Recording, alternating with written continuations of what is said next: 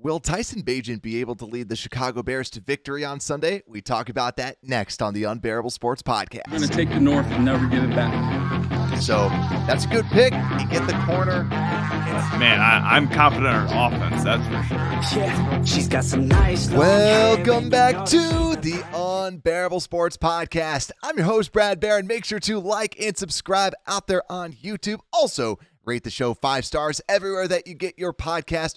We continue to have our drawing for the Darnell Wright jersey. Just rate the show 5 stars out there on Apple Podcasts. Ladies and gentlemen, it's been almost 2 weeks, which is kind of crazy to say, but we're back. Not the Chicago Bears, but the show is back. Thank you to all that reached out to me just asking, so where's the show?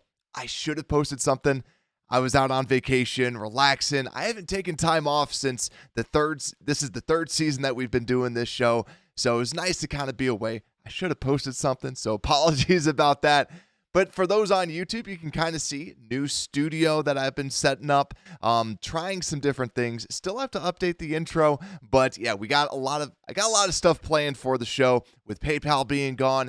Wanted to kind of make sure that we adjust the coverage so that we can give you the best Chicago Bears stuff out there. But today, we're going to give you an episode talking about the Chicago Bears offense versus this Raiders defense. Normally, we do one giant super show, but since it's been a while, I could maybe go on some rants about this Bears team because I did not talk about the Vikings game, not talk about what happened afterwards. So that's what we're going to be breaking down is actually the Raiders, and I might hit some stuff about the Minnesota Vikings, but let's get into this, shall we? So the Chicago Bears are going against the Raiders. But first, I want to kind of talk about the Raiders defense before we start talking about everything that's been going on with this Bears offense. Is like I said, haven't talked about what went on in Minnesota, but I'll definitely touch a little bit on that. But let's go over to this Vegas defense and kind of break it down a little bit because this Vegas defense, for everyone out there, we all know about Max Crosby. We all know about what type of a tear he has been on, 5.5 sacks, and really everyone else on the team has only gotten 1 sack. So as long as you know Max Crosby, defensive end, the guy's a beast. And that's going to be the person that has been causing the most amount of issues for opposing teams. And now if you remember how this Raiders team was with Khalil Mack, this actually reminds me a lot of those teams where this defense is not terrible. It's ranked as the 23rd DVOA defense. This is really a middle-of-the-road defense. And every time that I was looking at some stats, they're all like in that middle range where they allowed the 9th highest completion percentage at 68.3, 10th highest interception rate, though, at 2.7, which is pretty decent, 8th fewest passing yards at 193.7, and also have allowed the 12th most rushing yards and also allowed 4.3 yards a carry. So all the stats say middle of the road. And when you look at this team too, Max Crosby is elite. Then you look at everyone else and it's just kind of an okay defense. So this isn't just a pushover defense because it's the Raiders like they have been for the past couple of years. This is actually a pretty solid defense that the Bears will be going against and a good measuring bar when we start talking about Tyson Bagent and other pieces on this offensive side for the Chicago Bears. But also to the other piece, even though that Max Crosby is a beast, this defense does have the 4th worst pressure percentage at 17.4%. So Crosby's been doing everything for them. Everyone else, not so much. But even that being said, Kuntz, Bilal Nichols revenge game, the defensive line isn't bad, but it's not great by any stretch of the imagination. Just a lot of solid contributors really across this entire defense. Also, the only other people I want to kind of touch base on before flipping over to the actual Bears offense, Marcus Peters at cornerback. Even though he's almost 31 years old, he's still a big turnover machine. So definitely someone to look out for. And he is very well-versed, very experienced, and very aggressive. So Bagent, if he ends up going out there, is going to have his hands full with him. And Trevon Moehrig, the safety, the former second-round pick out of TCU, has been a good safety in this league. Kind of a down year last year. This year, though, looking pretty good. But besides that, this really is just a solid defense. That's all I can really kind of say. This is not a pushover, and it's not good. It's just solid, slightly below average, but it's going to be a nice barometer game to say, where is this Bears offense at going against this Raiders team? And with offense, we got to talk about the person that everyone's really excited about, and that's Tyson Bagent, Agent Bagent, as a lot of people end up calling him. Tyson Bagent should be getting this start, because when you look at the injury report for the Bears, right now I'm recording this Thursday morning, I'm still off. That's why I'm recording it Thursday morning. But we have not seen Justin Fields play, and Justin Fields does have that right thumb injury. I have damaged my thumb in the past. I had ligament damage, and I can tell you firsthand, I'm not a medical expert, but living through a thumb injury, it's really hard to grip anything. Still to this day, I can palm a basketball with my left hand, and I struggle with it with my right because of the damage that happened to my thumb. So obviously, it shouldn't be a long-term injury by any means by Justin Fields, but still, I get it where he needs to grip it. There's the problems with his fumbles in the past. He's most likely going to sit out, and we're going to see Bagent. A lot of people have said Justin Fields would probably be out to 1 to 4 weeks, and that's why we might not see him on IR, and that's why Bagent's probably going to get the start. So overall, though, I'm actually kind of excited to see Tyson Bagent out there.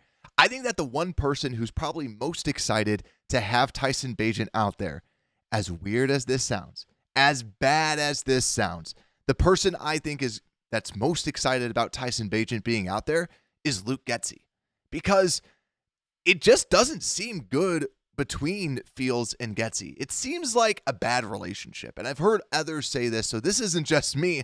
This is experts seeing this. This is myself seeing this. It just never seems like they click together. Us Bears fans, we know the potential that Justin Fields does have, and Luke Getsy seems to call. It's not just Luke Getsy's play call. There's also a handful during the Minnesota game. There's times he just needs to throw the frickin' ball.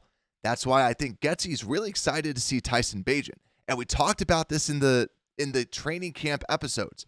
When I saw Tyson Bagent firsthand, I was like, I can throw that ball, that deep ball, the same way he throws it. That's not an exaggeration.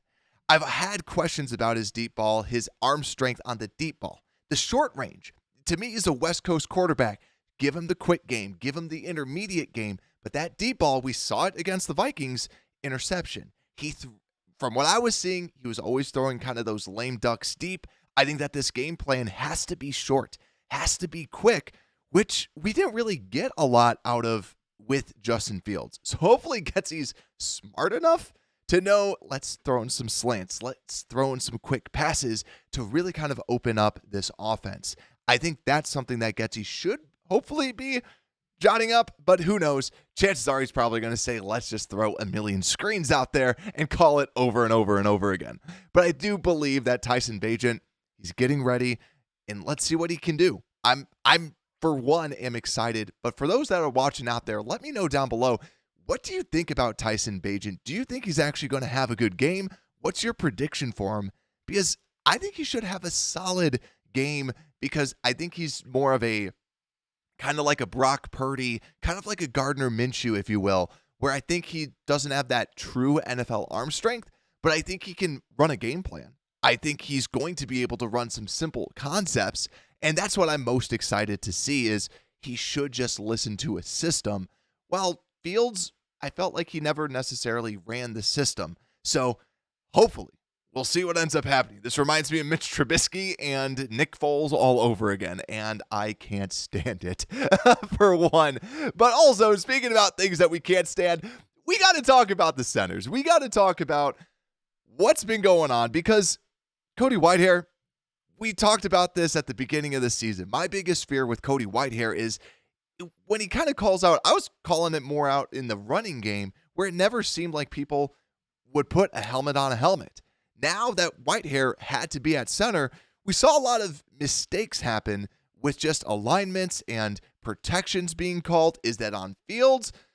A little bit, but I do believe that the center does control a lot of the alignments and blitz pickup and what happens at that front line of scrimmage. Needless to say, too, he also hasn't been able to snap it well as well. So what I have seen, what I have heard, is that the Bears are kind of having, we'll call it quote-unquote, center tryouts. So now, who do we think is going to be the center? Let me know in the comments. Do you think that the Bears are going to keep rolling with Lucas Patrick? Is Feeney actually going to have a chance? And also, Doug Kramer should be able to come off of IR this week. I think they might postpone it another week just to kind of keep that empty roster spot or keep an extra roster spot as we kind of figure out what do we actually want to do at center, and also how long is Nate Davis going to be out for truly with I believe a sprain. I don't have it in my notes right now, but Nate Davis is going to be out. So we need a right guard. Are we going to keep going with Ja'Tyre Carter? Are we going to move Tevin Jenkins back to the right side? Because that's another option as well. Personally, what I would go with is if you see Tevin Jenkins as the long-term guard, as the long-term left guard for the future, because you have a multi-year deal locked up in Nate Davis, to me, keep Jenkins at that left side, and Cody Whitehair, to me, is showing that he's on the chopping block. You can get rid of him next year and save a lot of money. So to me, I might say, I'm going to throw you at right guard, because right now, he did not take a snap at the center position. Feeney did, and Kramer did, and Lucas Patrick did. And we know what Lucas Patrick has been able to do. According to PFF, he is the 36th ranked center. And when Cody Whitehair was playing center, he was even worse at that center position. To me, I don't think Dan Feeney is the greatest interior player of all time, but I think he's at least poor.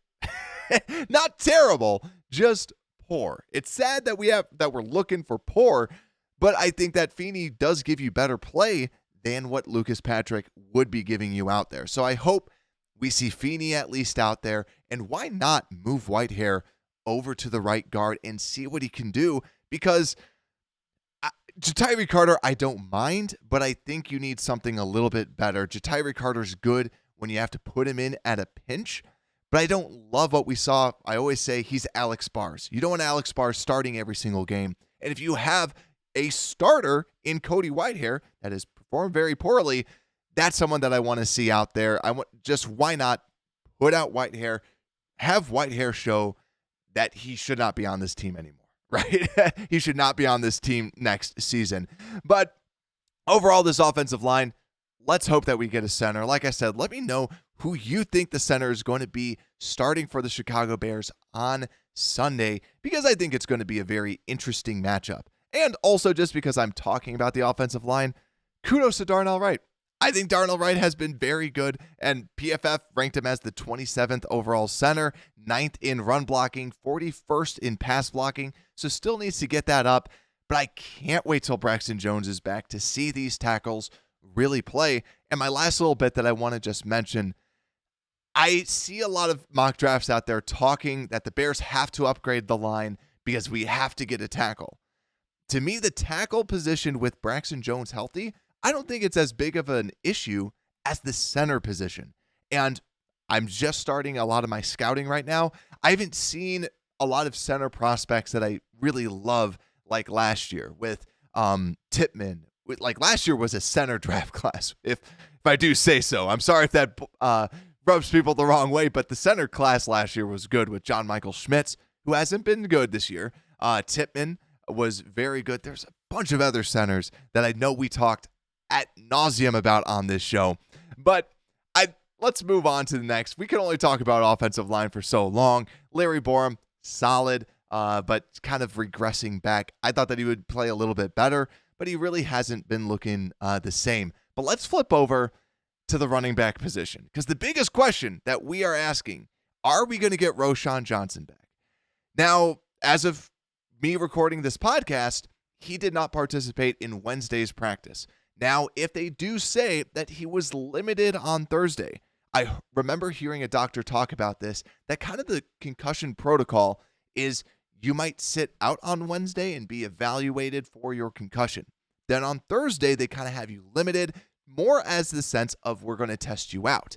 It doesn't mean that he's gotten better. It's just more part of the process. It's really going to be that Friday designation.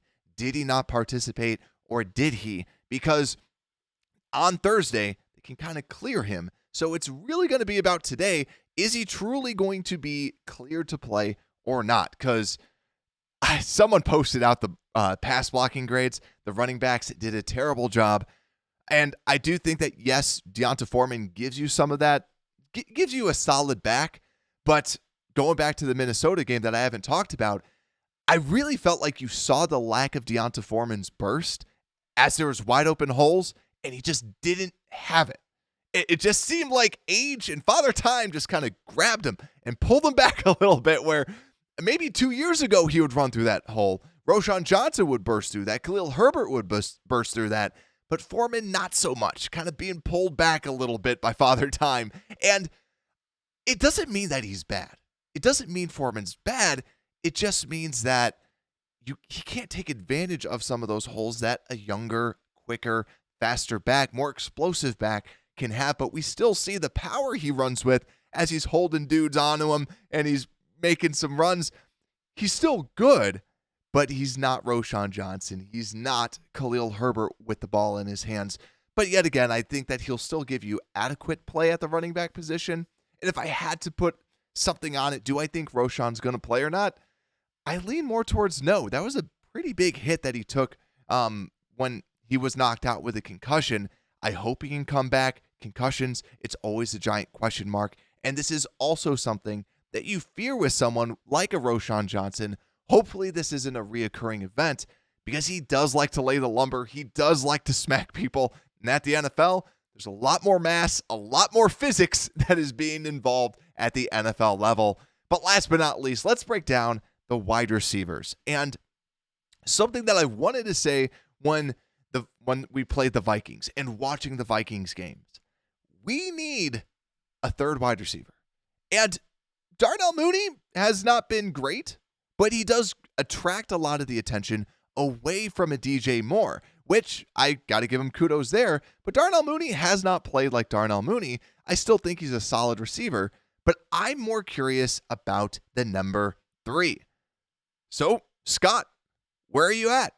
Right? We know that he's a deep ball person, but like I was saying before, Bagent will probably want to take more of these quick, easier passes. So hopefully we can get Scott running some quick routes over the middle, kind of making some of those catches in traffic, and also not getting absolutely decked like he did in the preseason.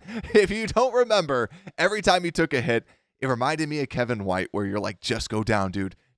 You're going to get killed. Don't get hurt.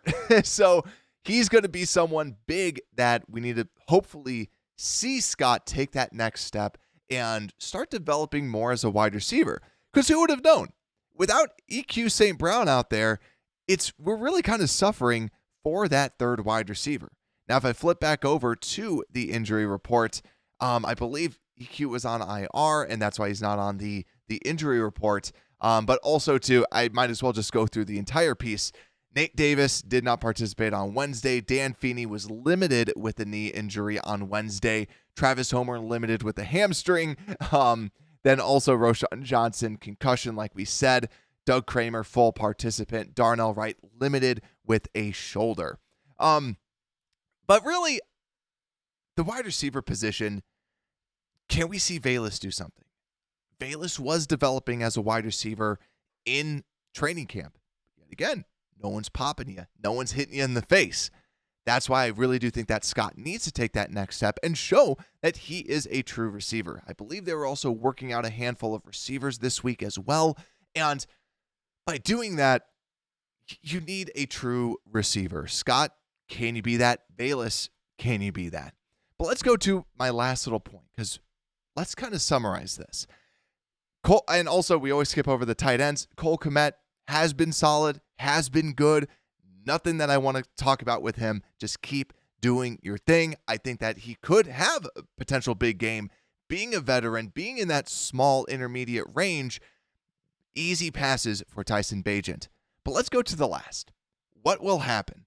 And for those that are looking out there on YouTube, you can clearly see up here, I have Luke Getsy. Because to summarize this, my big question, what is going to happen with this offense?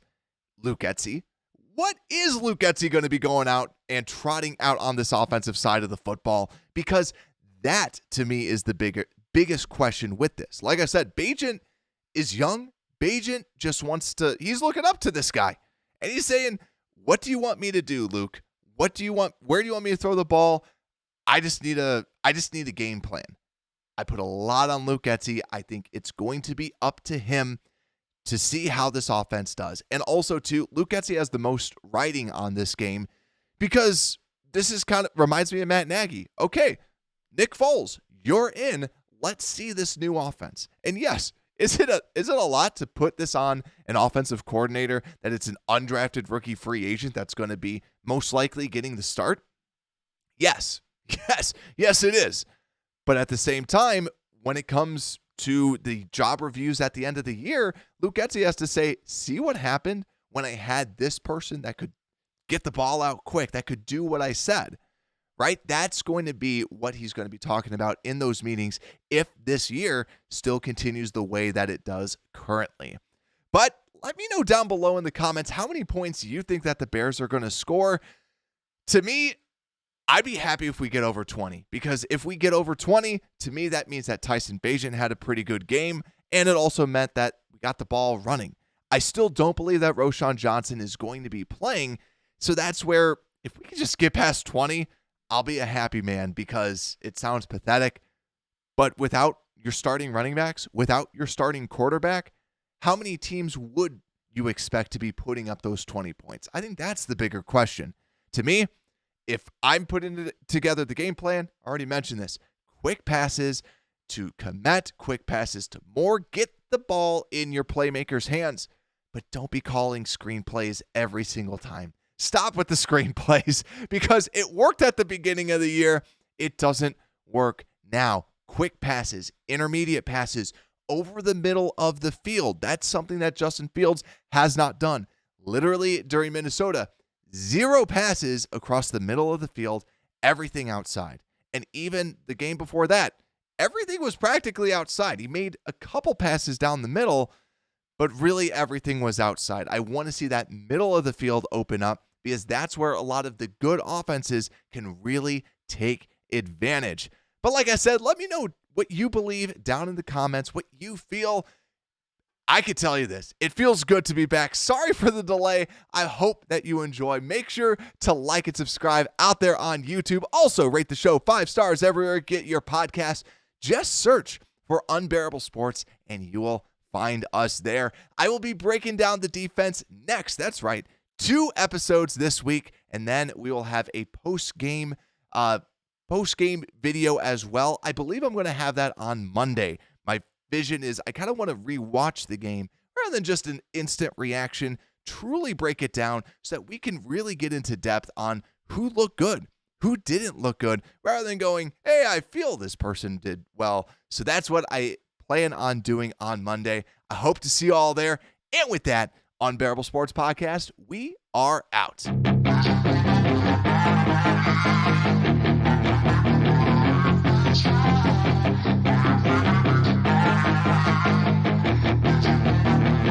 Yeah, she's got some nice long hair.